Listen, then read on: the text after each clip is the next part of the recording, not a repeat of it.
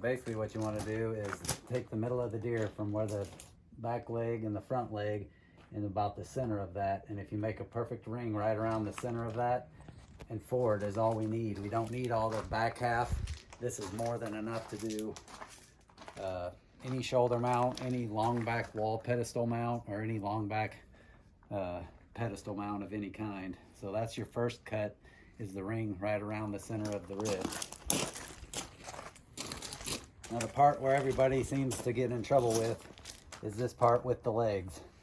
This joint right here is what all you want to do is take a knife and make a ring at that joint, ring around it.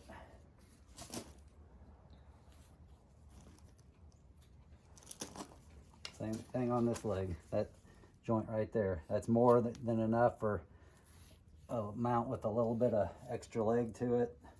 I'll still trim some of that off, but that way you're safe.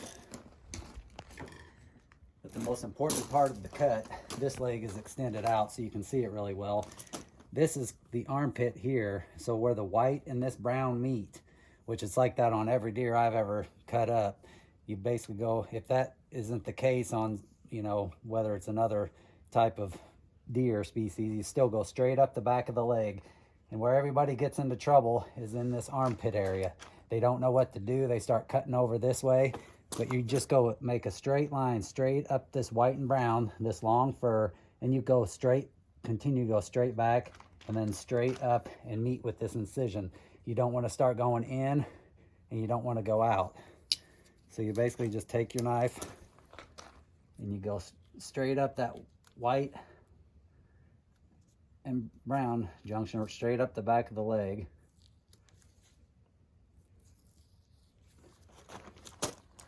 I usually grab a hold of that, and you can still continue to see the white and the brown. And this is where people get in trouble right here. Here's the white and here's the brown. Stay right at that junction of the white and the brown through the armpit. So you leave all the armpit white on this side, brown on this side, and it's basically just a straight line straight up that you meet with that. So it's a straight line straight up the back of the leg. Like I said, don't work your way this way. And what this does is this leaves me gobs of chest here on the shoulder mount, because a lot of the shoulder mounts have extended just a little bit of legs now, or 3 more inches than a standard shoulder mount. And you want all this chest fur. If you cut here and then you just go straight across, you lose all the armpit. So we want all of this all the way up to here on this chest, and then I will trim what I need depending on what you want. So then you basically just skin the legs apart.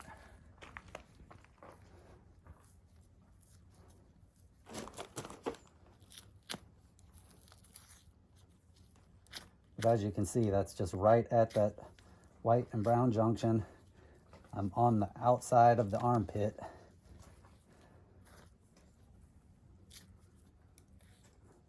Once I skin this down a little bit more, you'll be able to see that straight line that goes straight up. So that line just goes straight up the back of the leg, white and brown, and straight up and meet with that. Then you just skin it down.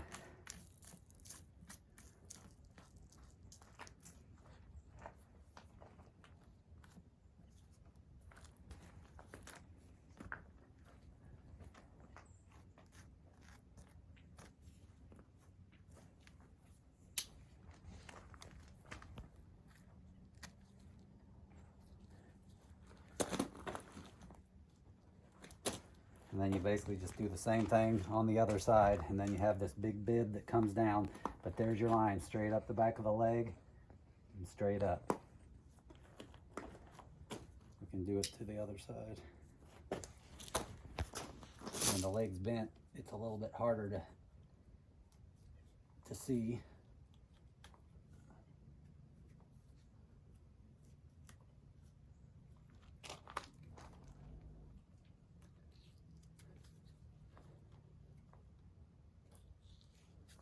But it's the same thing, straight up the back, stay on the back of the leg, all the way to the back of the leg there. And then just go straight up straight up.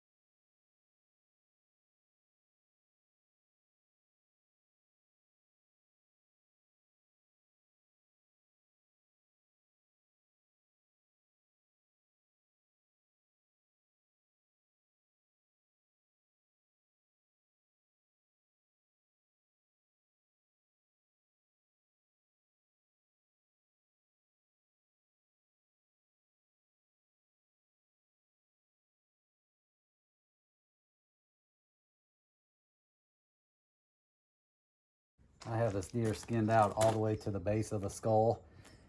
A lot of people don't feel comfortable taking it down and doing that, but I really don't need, I need very little meat, if any, because I'll measure the hide after it's tanned.